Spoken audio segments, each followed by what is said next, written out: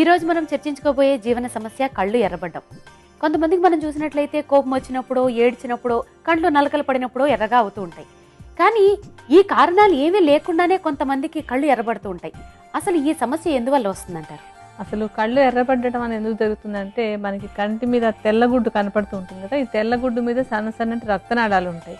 ఆ రక్తనాళాలు ఒక్కొక్కసారి కొంచెం పెద్దగా వాచినట్టు అవుతాయి అన్నమాట. ఆ వాచినప్పుడే మనకి ఎరుపు కనపడుతుంది. అక్కడ నాళాలు ఉంటాయి కానీ మామూలుగా అయితే కనపడవు.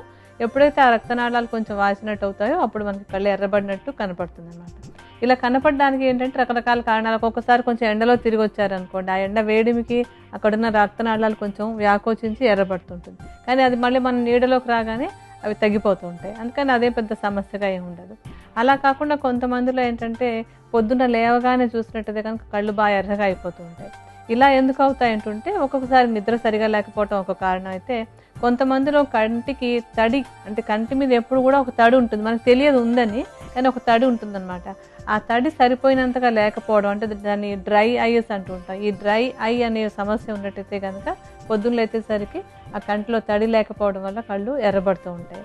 అలాగే ఇంకొకటి ఏంటంటే, మనం కంటికి వాడేటువంటి కాటుక ఎలర్జీ ఉండొచ్చు దానికి. ఆ కాటుక ఎలర్జీ నుంచి కళ్ళు ఎర్రబడుతూ ఉంటాయి.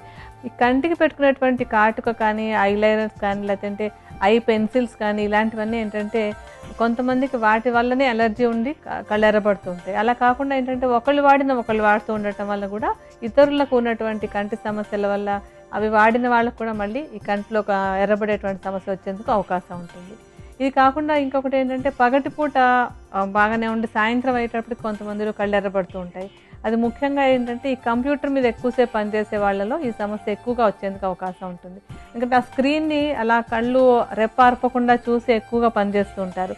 అలా పనిచేయటం వల్ల కంప్యూటర్ నుంచి వచ్చినటువంటి ఆ రేస్ కంటికి హాని కలిగించి అవి కొంచెం ఎర్రపడేందుకు అవకాశం ఉంటుంది. అంటే రెప్పలు వేయకుండా ఉండటం వల్ల ఏమవుతుందంటే, ఒకటి ఆ రేడియేషన్ ఒకటి ఉంటుంది, తర్వాత ఇంకొకటి ఏంటంటే అలా రెప్పలు వేయకుండా ఉండటం వల్ల కంట్లో ఉన్న తడి ఆరిపోయి కూడా ఈ కళ్ళు ఎర్రబడ్డం అనేటువంటి సమస్య వస్తూ ఉంటుంది. డాక్టర్ గారు, మరి ఈ కళ్ళు ఎర్రబడే సమస్యతో బాధపడుతున్న వారు ఎటువంటి జాగ్రత్తలు తీసుకోవాలండి? కంప్యూటర్ ముందు పనిచేసే వాళ్ళు అలా కంటి రెప్ప ఆర్పకుండా అలానే చూస్తూ ఉండిపోవడం కాకుండా రెప్పలు వేస్తూ ఉండాలి. మాటిమాటికి రెప్పలు వేస్తూ పనిచేస్తున్నట్టయితే కనుక ఈ కంటి తడి ఆరిపోవడం. ఎందుకంటే రెప్పలు ఎప్పుడైతే వేయమో అప్పుడు కంటి మీద తడి ఉండదన్నమాట. అలా కాకుండా రెప్పలు ఇలా ఆర్పుతూ ఉన్నప్పుడు కంట్లో కావాల్సినంత తడి పుట్టి కళ్ళు ఎర్రబడకుండా ఉంటాయి. అందువల్ల కంటి రెప్పలు వేస్తూ ఉండడం, అంటే కంప్యూటర్ మీద పనిచేస్తున్నంతసేపు అలవాటు చేసుకుని రెప్పలు వేస్తున్నట్టయితే కనుక కళ్ళు ఎర్రబడే సమస్య తగ్గుతుంది. అలాగే ఒక గంట పని చేసిన తర్వాత కంప్యూటర్ ముందు నుంచి లేచి వెళ్ళి ఒకసారి కళ్ళని తడి బట్టతో తుడుచుకోవడమో, నీళ్లతో ఒకసారి కడుక్కోవడమో చేస్తూ ఉంటే కూడా కంటికి కొంత అలసట తగ్గి ఈ కళ్ళు ఎర్రబడడం అనే సమస్య రాకుండా ఉంటుంది. అలాగే ఒట్టిగా కూడా ప్రతి వాళ్ళు రోజు చల్లటి నీళ్ళతోటి 3-4 సార్లు కనుక ఈ కళ్ళని కడుక్కుంటూ ఉన్నట్టయితే ఈ కళ్ళు ఎర్రబడే సమస్య లేకుండా ఉండేందుకు అవకాశం ఉంటుంది. మళ్ళీ నిద్ర కూడా చాలా చాలా ముఖ్యం. ఎందుకంటే కంటికి మంచి విశ్రాంతి దొరికేదే నిద్రపోయినప్పుడు కనుక సరిగ్గా నిద్రపోయినట్టయితే కూడా ఈ కళ్ళు ఎర్రబడే సమస్యని బాగా తగ్గించుకునేందుకు అవకాశం ఉంటుంది. డాక్టర్ గారు, కళ్ళు ఎర్రబడే సమస్య నివారణకు ఆయుర్వేద ఔషధం ఏ విధంగా తయారు చేసుకోవాలో వివరిస్తారా అండి? ఈ ఔషధం తయారు చేసుకోవడానికి మనం మొట్టమొదట తీసుకునేటువంటి మూలిక కరక్కాయ. కరక్కాయ కొట్టి పెచ్చులాగా తీసుకుని దాన్ని బాగా ఎండబెట్టుకుని దాన్ని చూర్ణం చేసుకోవాలి. ఈ కరక్కాయకి ఏంటంటే కళ్ళల్లో ఇందాక మనం చెప్పుకున్నాం కదా, ఎర్రబడడానికి కారణం అక్కడ ఉన్నటువంటి రక్తనాళాలు కొంచెం వాచటం అని చెప్పి, అటువంటి వాపు లేదంటే ఎన్లార్జ్మెంట్ని తగ్గించేటువంటి లక్షణం ఈ కరక్కాయ చూర్ణానికి ఉంది. ఈ చూర్ణాన్ని మనం సుమారుగా 25 గ్రాముల పరిమాణంలో తీసుకోవాలి. ఇప్పుడు మనం ఒకసారి ఔషధం తయారు చేసుకుందికి ఎంత చూర్ణం కావాలో అంత తీసుకుందాం. మనం తీసుకోబోయేటువంటి తర్వాత మూలిక పసుపు.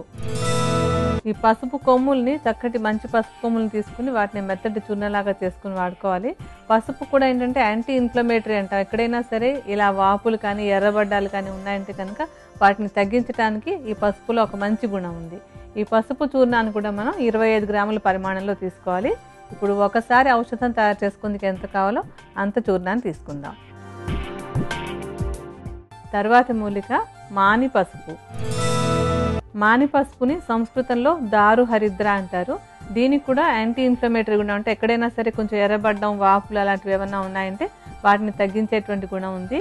ఈ మాని పసుపును కూడా మెత్తటి చూర్ణంలాగా తయారు చేసుకుని దాన్ని ఔషధం తయారీలో వాడుకోవాలి.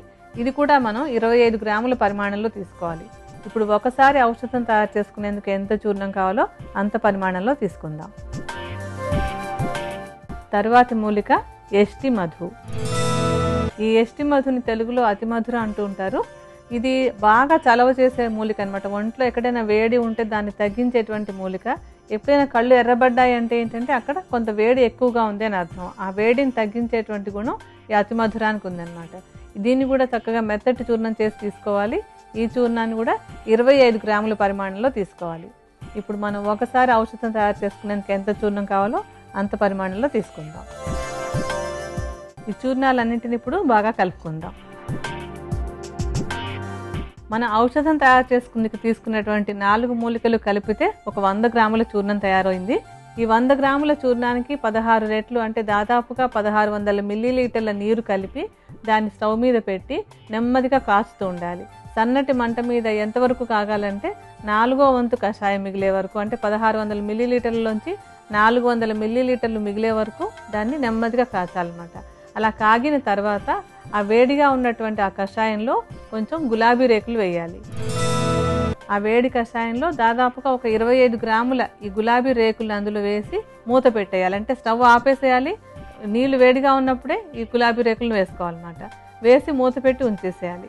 అది బాగా చల్లారిన తర్వాత దాన్ని వడపోసి ఉంచుకోవాలి. ఇలా తయారు చేసుకున్నటువంటి కషాయంతో ఉదయం ఒకసారి, సాయంత్రం ఒకసారి నిత్యం కళ్ళు కడుక్కుంటున్నట్టయితే కనుక కొంచెం రోజుల్లోనే ఈ కళ్ళు ఎర్రబడే సమస్య బాగా తగ్గిపోతుంది.